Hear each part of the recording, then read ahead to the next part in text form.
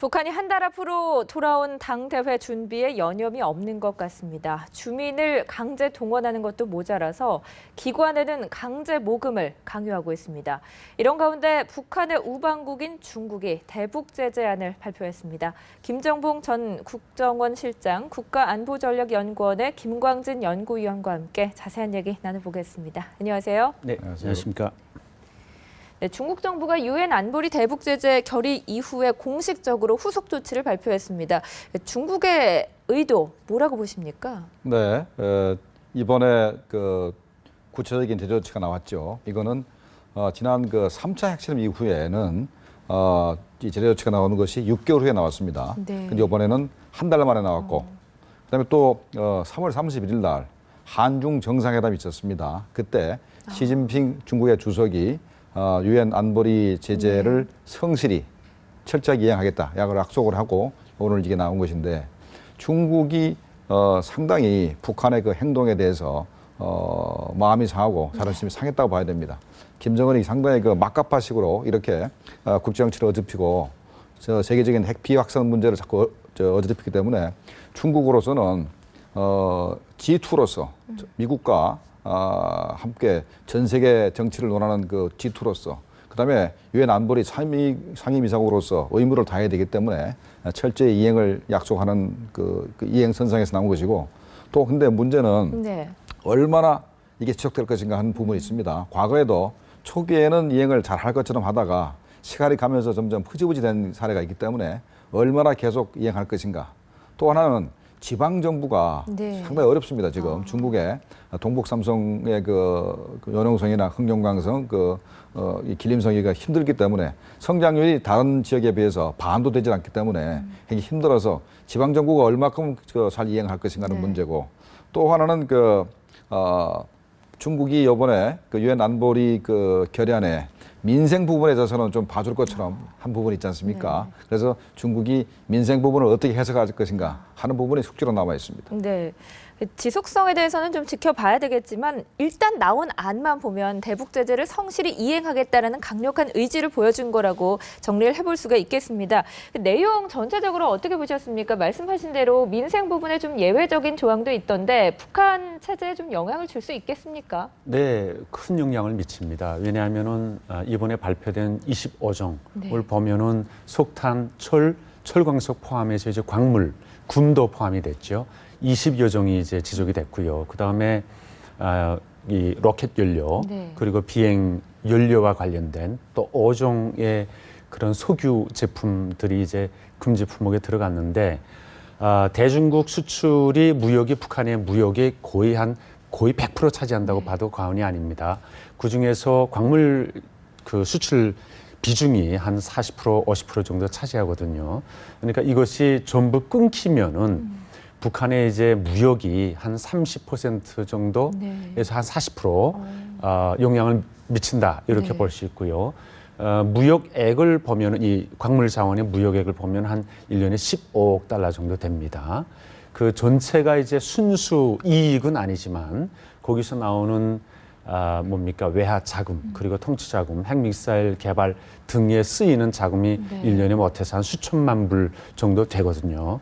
그렇기 때문에 북한 경제, 그리고 핵미사일 개발, 그리고 나아가서는 주민 생활까지도 앞으로 큰 영향을 미칠 것으로 보여집니다. 네, 상당한 영향이 있을 것 같은데요. 북한의 행동에 중국이 상당히 마음이 많이 상한 것 같다라는 말씀 해주셨잖아요. 안 그래도 북중 관계가 지금 꼬여 있는 상황인데 이렇게 되면 더 악화되는 겁니까? 어떻게 될까요? 네, 북중 관계가 작년 10월 10일 날 북한의 당창건 70주 행사에 중국의 류인산 공산당 상무위원이 방문함으로써 그래도 그 해빙 무드로 갔었거든요.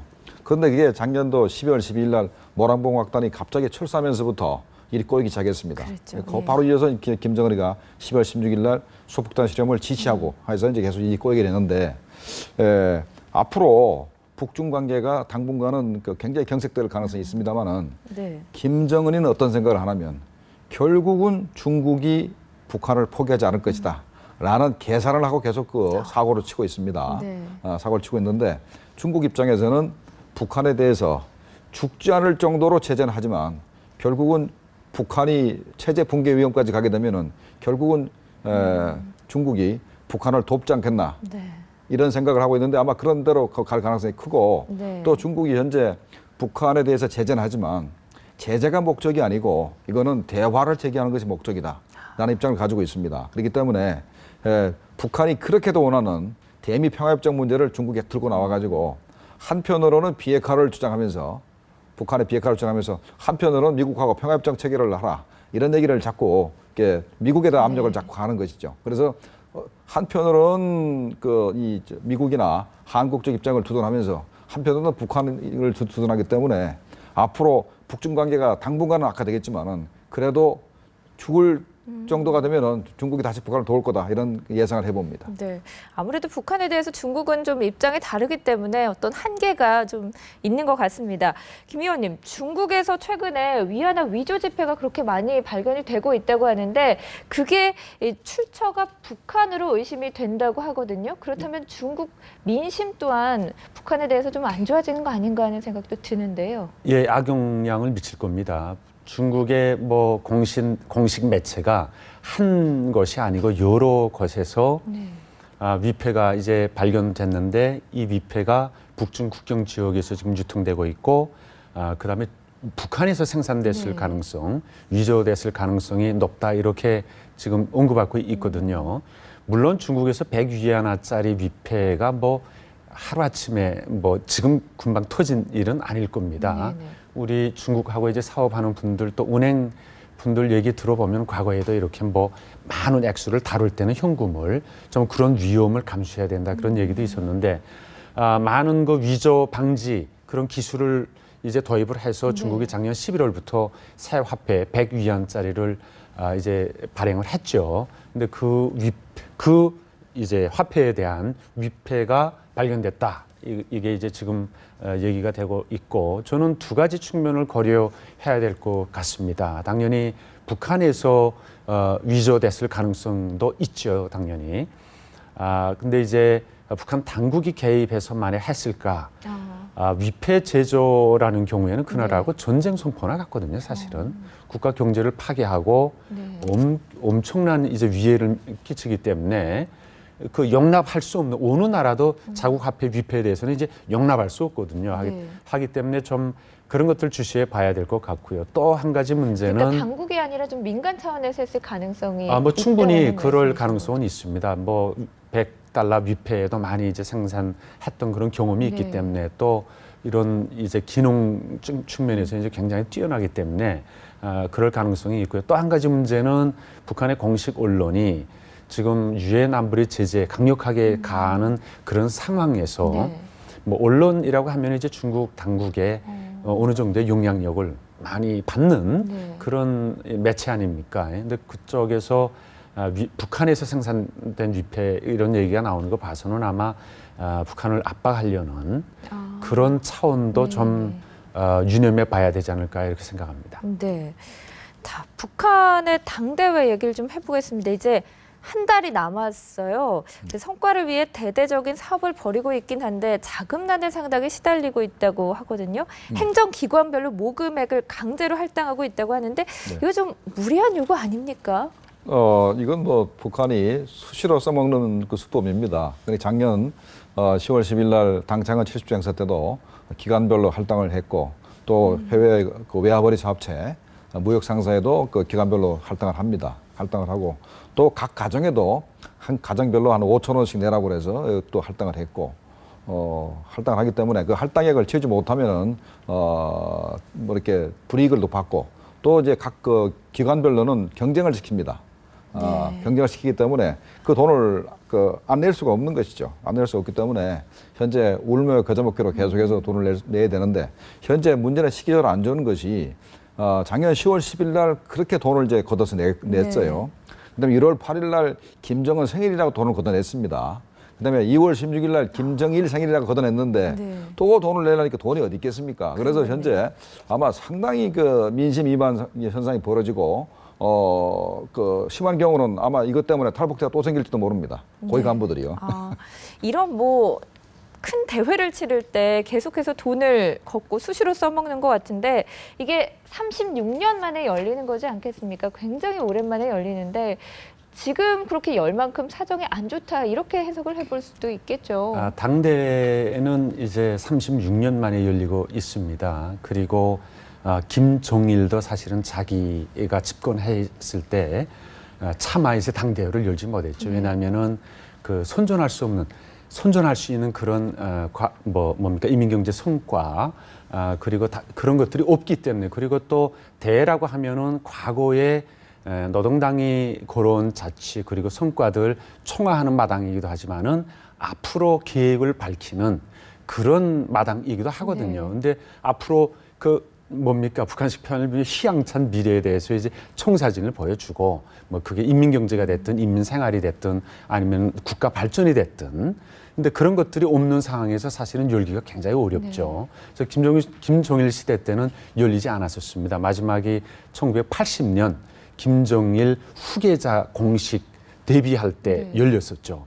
근데 김정은 시대 들어서 지금 몇 년 안 됐는데 아주 이제 대범하게 7차 당대회를 열고 있습니다. 그 당대회를 여는 목적은 제 생각에는 김정은이 택한 첫 국가 전략인 경제 핵 병진 노선, 여기서 이제 핵 무장화 수준, 거기에 대해서 아마 자기의 업적을 과시하고 그다음에 그런 것들을 바탕으로 해서 기초로 해서 아마 7차 당대를 기점으로 해서 뭐 그 북한이 이제 얘기하고 있는 경제 강국 건설, 그다음에 통일과 관련된 북한 주도의 통일이죠. 뭐 말 그대로 그 통일과 관련된 새로운 무슨 노선 이런 것들을 제시하는 또 김정은 시대의 본격 개막을 이제 알리는 그런 대회로 장으로 이제 써먹으려고 하는 것 같습니다. 아마 그래서 이제 서둘러서 7차 당대회를 열고 있다 이렇게 보여집니다. 이렇게 여러 가지 의도를 가지고 당대회를 열긴 하는데 무리하는 모습이 많이 눈에 띕니다. 지금 얘기해본 돈뿐만이 아닙니다. 주민들을 건설 현장이나 농장 등에 강제 동원도 하고 있는데요. 그 현장으로 가본 후에 대담을 이어가겠습니다. 70일 전투를 힘있게 벌려 당대 7차 대회를 승리자의 대회, 용광의 대회로 빛내이자. 우리 여단에서는 70일 전투에 진입한 지 단 7일 동안에 발전기실 구조물 공사에 필요한 블록홀을 100% 수용하는 성과를 이룩하였습니다. 충정이 70일 전투가 시작되어 정전에 비해서 석탄 생산을 군 1.5배나 장성시켰습니다. 네, 화면으로만 보기에는 주민들이 상당히 결의에 차 있는 것 같은데요. 이번에 평양 시민들까지 동원이 됐다고 하거든요. 그렇다면 결국은 뭐 당대회 열려다가 민심 위반까지 일어나는 거 아닌가 하는 생각도 드는데요. 네, 지금 70일 전투를 하니까 이게 북한의 각 사회 부분, 그다음에 각 행정 조직에 전부 다 이렇게 동원되고 더군다나 평양 시민은 귀족입니다. 어지간해서는 잘 동원이 안 되는데 이번은 평양 시민이 동원되는데 직장인뿐만 아니고 집에 있는 가정주부도 동원이 된다고 그래요. 그러니까 상당히 이제 불만이 많을 겁니다. 불만이 많은데 문제는 그 동원만 되는 것이 아니고 현재 그 유엔 제재를 당하고 있다는 것이 북한 내부에도 거의 전달이 됐고 그래서 이제 민심이 흉흉합니다. 앞으로 제2 고난의 행군이 오지 않을까 이런 생각을 우려를 막 하고 그러다 보니까 장마당에 식량이나 생필품을 공급받은 사람들이 가격이 오를 거를 예상을 해서 이제 공급을 안 하고 있고 하다 보니까 물가가 더 뛰고 하는 현상이 벌어집니다. 그러다 보니까 두 가지 현상이 벌어지는데 하나는 고위 간부들은 앞으로 북한이 수입이 줄어들면은 김정은이가 자기한테 줄 수 있는 선물 정치 자기한테 돌아올 수 있는 그런 뭐 특권층으로서 누릴 수 있는 그 권한 자체가 줄어들까 봐 우려를 하고 그러다 보면 충성심이 좀 낮아지겠죠. 체제에 대한 그 충성심이 낮아지고 그다음에 일반 주민들은 앞으로 이 제2의 고난의 행군을 어떻게 넘어갈까 하는 그 우려 때문에 상당히 이제 걱정이 되는 겁니다. 그러니까 현재 뭐 할 수 없이 그 70일 전투에 동원돼 가지고 몸이 괴롭고 하는 부분도 있지만 자기네가 앞으로 이 어떻게 살아갈까 하는 부분에 대해서 상당히 이제 고민이 많습니다. 그러다 보니까 이것이 체제를 옹호하는 그 특권층들, 이 특권층들은 그 충성심이 약화되고 밑에 주민들은 생계를 유지하기 이제 걱정이 되기 때문에 이 두 가지 요소가 북한 체제의 그 근간을 흔들 수 있는 그 요소가 될 수 있다. 그래서 앞으로 이 유엔 체제가 장기화되고 하게 되면은 아무리 뭐 당청간 행사를 이렇게 요란스럽게 한다 하더라도 점점 더 북한 체제가 어려워지지 않겠나 이런 생각을 합니다. 네. 체제를 공고하게 하기 위해서 당대회를 여는 건데 여러 가지 악영향만 더 나타나고 있는 것 같습니다. 북한이 지금 당대회에 참가할 대표자를 뽑고 있죠. 이번에 노동당대회를 계기로 수백만 당원의 충성도를 검열할 거라고 하는데요. 이거 어떤 식으로 검열하는 겁니까? 네, 70일 전투 자체가 네. 그 어떤 생산 전투, 경제 전투만이 아닙니다. 북한에서는 이제 3대 혁명이라고 표현을 하는데 사상, 기술, 문화. 그러니까 사상이라고 하면은 주민들, 특히 이번에 당대회이기 때문에 당원들의 정신력, 또 사상적인 수준 그런 것들을 이제 높이는 그런 계기로 활용할 거고요. 그다음에 경제적인 문제는 사실 어려움이 굉장히 많습니다. 인민생활 개선, 먹고 사는 문제에 대해서 노동당이나 이제 국가에서 해주는 게 없기 때문에 점점 또 악화되고 있기 때문에 그런 문제에서는 많이 건들지 않겠지만 이번 당대회를 통해서 좀 전에 말씀드린 이제 핵 병진 노선의 성과 그리고 앞으로 이제 경제강국 건설의 청사진뿐만이 아니고 이번 계기를 통해서 사람들의 정신 사상 상태 이런 것들을 다시 점검하고 그다음에 그것들을 좀 더 개발시키는 높이는 그런 계기로 활용할 가능성이 매우 높다 이렇게 보고요. 지금 실제로 이제 그렇게 하고 있고 이 계기를 통해서 결국은 뭐 조직 생활에도 잘 참가해야 되고 생활총화 빠짐없이 나가야 되고 그다음에 무직자들이 있지 않습니까? 이 사람들도 이제 자기 직장에 가서 조직 생활에 참가해야 될 겁니다. 그런 것들을 통해서 사상 단련 그리고 검토 이런 것들을 할 거고요. 아마 정수분자들 골라내고 또 지금 당대열 그리고 간부 이제 세대 교체가 있지 않습니까? 이번 계기를 통해서 또 젊은 세대 또 더 충실한 세대 사람들 그런 것들 교체 작업들이 아마 일어날 것으로 보여지고 또 반면으로는 뭐 나가분자라고 하죠. 북한에서는 여러 가지 사상적으로 문제가 있거나 또 뭐 적대계층이거나 최근에 한다고 합니다. 그런 사람들을 다시 이제 리스팅해서 또 검열하고 그다음에 이제 제재하는 그런 기회로도 아마 활용을 할 겁니다. 그런 사람들은 제재를 받습니까? 제재를 받죠. 북한은 뭐 세계 유령 그 성분 제도 그런 것들 유지하고 있지 않습니까? 적대계층, 핵심 계층, 뭐 동료계층 이런 식으로 나눠갖고 이제 딱지를 붙이는 겁니다. 그래서 주민 등록 사업을 다시 다 해갖고 이제 정비를 다시 하는 거죠. 그래서 정수분자들 따로 골라내고 그다음에 이제 낙오분자들, 적대계층 뭐 이런 사람들 다시 불순분자들 다시 추려내갖고 이제 그 사람들을 제재하고 직장도 옮길 건 옮기고 뭐 그런 이제 작업들을 많이 할 겁니다. 네. 북한 주민들이든 뭐 고위층이든 불만은 많아도 충성 경쟁은 어쨌든 겉으로 보여주기 위해서라도 계속 해야 될 것 같습니다. 한 소식통에 따르면요, 북한의 국가안전보위부가 지난달에 김정은에게 조용한 국경을 선물하겠다 이런 충성 편지를 보내고 결의대회까지 열었다고 하거든요. 이게 어떤 의미입니까? 이것도 뭐 국가안전보위부식 70일 전투라 봐야 되겠죠.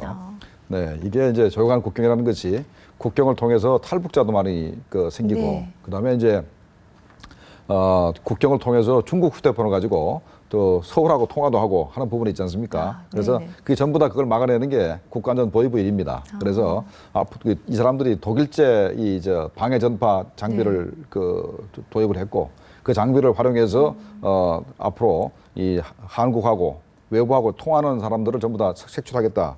그걸 강화하겠다는 얘기고 그다음에 이제 불법 밀수도 있고 북한의 그 골동 부분도 이제 팔아먹는 사람이 많이 있습니다.